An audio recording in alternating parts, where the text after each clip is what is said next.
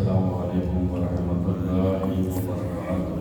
وعلیکم السلام ورحمۃ اللہ وبرکاتہ۔ الحمدللہ ثم الحمدللہ رب العالمین، والصلاة والسلام علی سید المرسلین، اما بعد، اعوذ باللہ من الشیطان الرجیم، بسم اللہ الرحمن الرحیم۔ قال اللہ تبارک و تعالی فی شان حبیبہ کریم، ان اللہ وملائکتہ یصلون علی النبی یا ایھا الذین آمنوا صلوا علیہ وسلموا تسلیما۔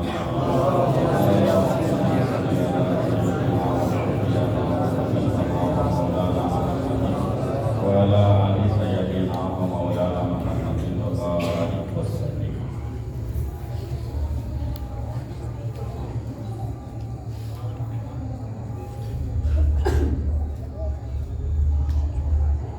جیسے کہ مصطفیٰ صلی اللہ علیہ وسلم، معزز علماء کرام، بزرگوں، میرے نوجوان دوستوں، اللہ رب العزت کا بے انتہا فضل کرم اور یہ احسان ہے، اس نے اپنے ہی خاص فضل سے ہم حضور احمد مجتبیٰ محمد رسول اللہ صلی اللہ علیہ وسلم آپ کی امت بابرکت نے پیدا کیا، پیدا ہونے کا فخر عظیم عنایت فرمایا۔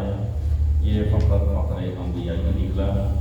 بڑا ہی گرم کیا ایسے پرفتن دور میں، دین بیداری کے دور میں، ہمارے دلوں میں علماء ربانیین کی، بزرگان دین کی، اللہ والوں کی محبتوں کو سلامت رکھا، اور آج اللہ تعالیٰ تھوڑی دیر کے لیے ہی صحیح اپنے گھر میں یعنی مسجد میں جس کا تعمیری کام چل رہا ہے، اللہ سے دعا ہے کہ اللہ اس سے جلد اور بہترین طریقے سے اور آسانی سے پائے تکمیل تک پہنچائے۔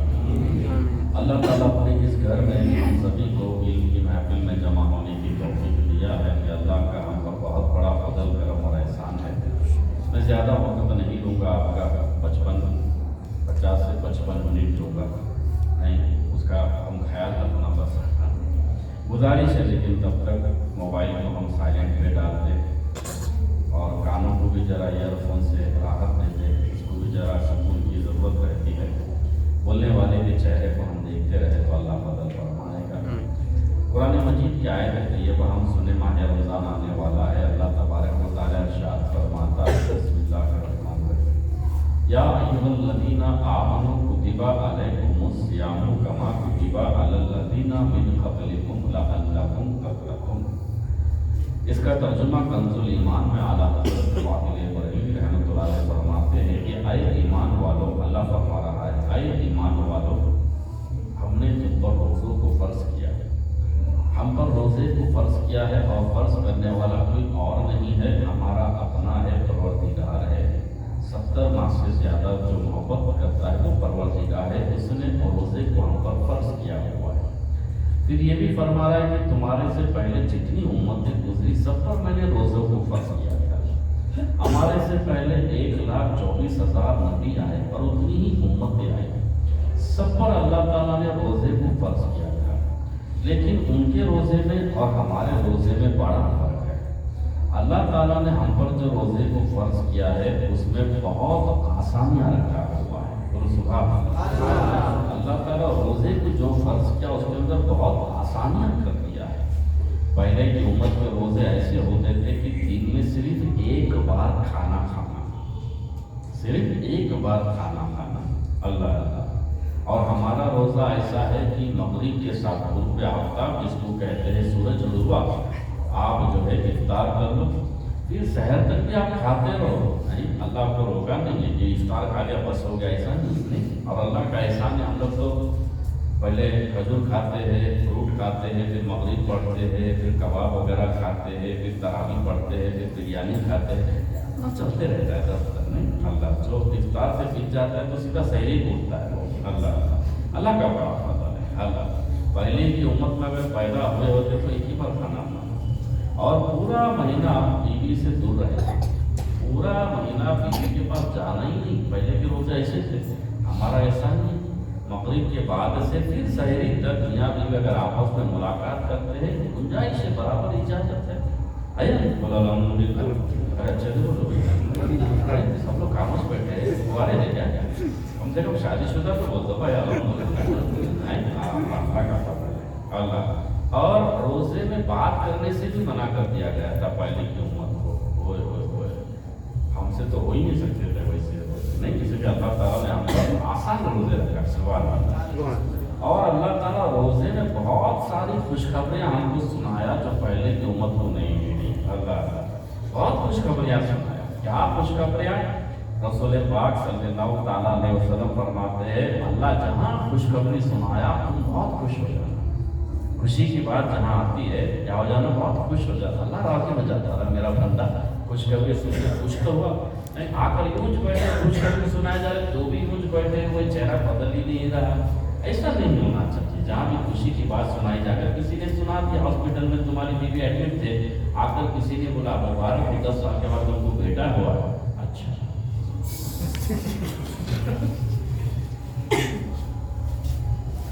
اللہ اگر خوشی ہو ہی نہیں رہی ہے تو سامنے والا بھی ڈاؤٹ فل ہو جاتا ہے کہ بھائی گھبرا کیا ہے, بیٹا تو ہوا ہے اس کا تو ہے کہ نہیں. تو اللہ تعالیٰ جہاں خوشی کی بات سنایا ہے وہاں پر ہم کیا ہو جانا, خوش ہو جانا. اور اللہ تعالیٰ جہاں ڈرایا ہے وہاں پر اللہ.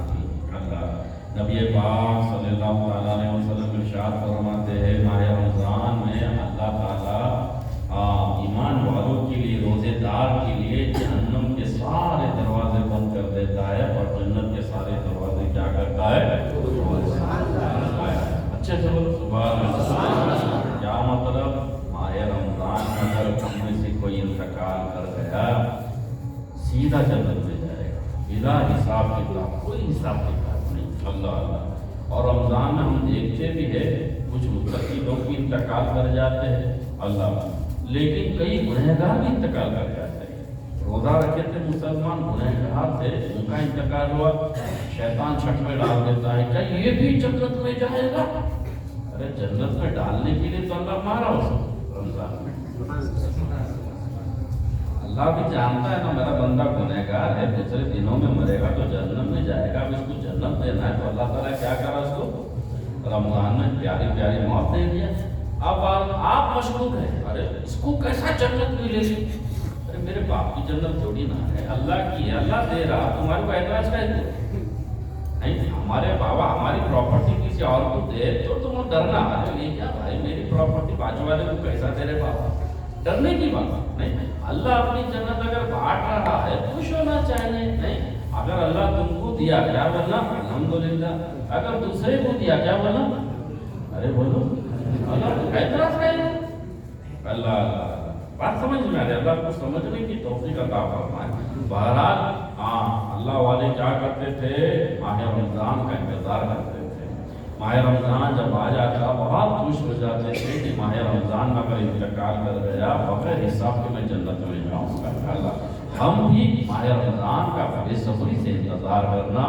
رمضان ہم قریب ہے انشاءاللہ, اگلا جمعہ نہیں انشاءاللہ رمضان المبارک ہی ہوگا, وہ تو جمعرات سے شروع ہو جائے گا انشاءاللہ.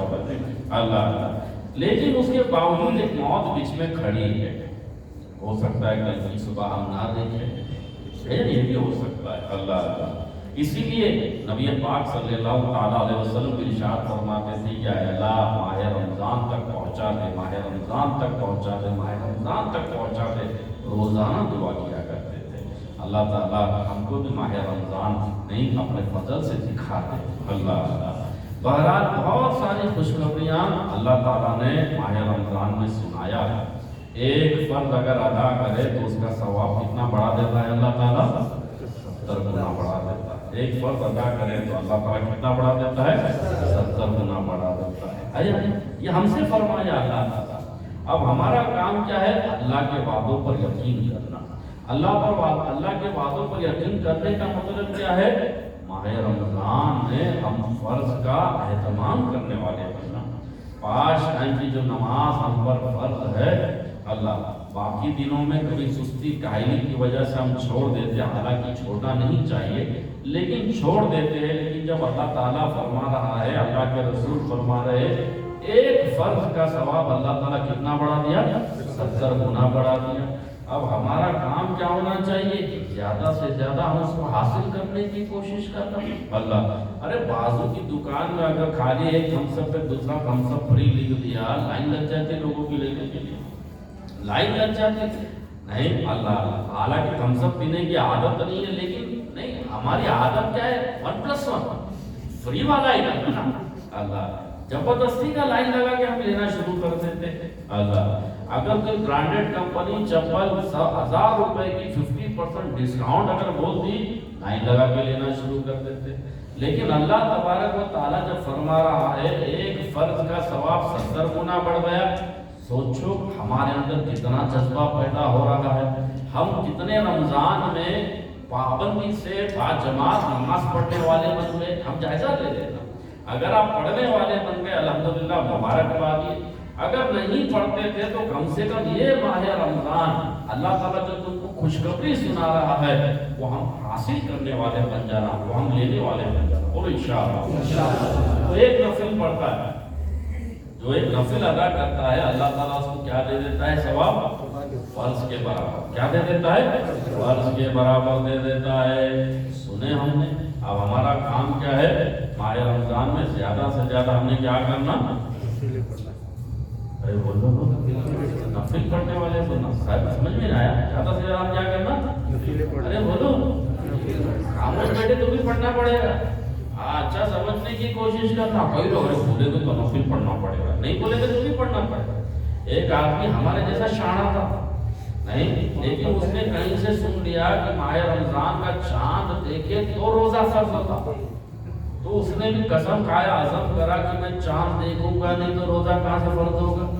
حالانکہ بستی میں سے ایک آدمی بھی دیکھ لیا یا گواہی دے دیا تو ماہ رمضان سب پر کیا ہو گیا, روزے سب پر کیا ہو گئے, فرض ہو گئے. لیکن اس نے کہیں سے ایسی غلط فہمی سن لیا, غلط بات سن لیا کہ چاند دیکھے تو روزہ فرض ہوگا, تو اس نے بھی قسم کھایا کہ میں چاند دیکھوں گا چلی, باہر نکلوں گا چلی. کیا کرا, دروازہ بند کر کے بیٹھ گیا. اب شور مچ گیا, چاند دکھ گیا مبارک, چاند دکھ گیا مبارک, چاند دکھ گیا. گھر سے باہر ہی نہیں نکلتا, دروازہ کھڑکی سب بند کر کے رکھا ہوا ہے. اللہ اب اللہ کی شان بھی نرالی, اللہ نے اس کو لگا دیا چولہا. صحیح ہے, اللہ نے کیا لگا دیا اس کو, چولہا لگا دیا. پہلے کے دور میں پیخانے باتھ روم جو ہے وہ گھروں کے اندر نہیں ہوتے تھے, گھر کے باہر ہوا کرتے تھے. صحیح میں, یا تو نیلے گگن کے تحت تو کیا کرتے تھے, نیلے گگن کی طرح لوٹا لے کے کیا کرتے تھے, فارغ ہو جاتے تھے, بیٹھ جاتے تھے.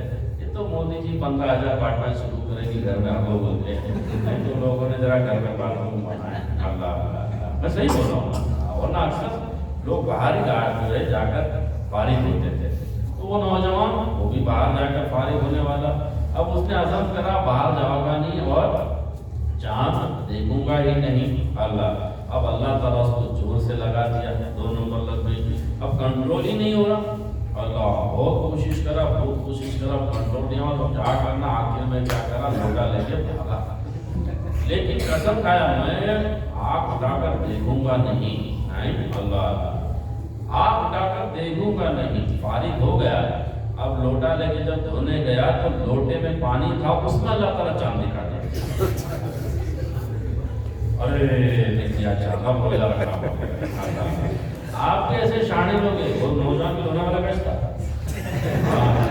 آپ سوچ رہے کیا کر رہے ہیں کہ اللہ تعالیٰ جو ہے ثواب بڑھا کے ایک نفل اگر پڑھے تو ثواب بڑھا کے کتنا ہوگا, اور اس کے برابر مطلب کیا کرنا ہے,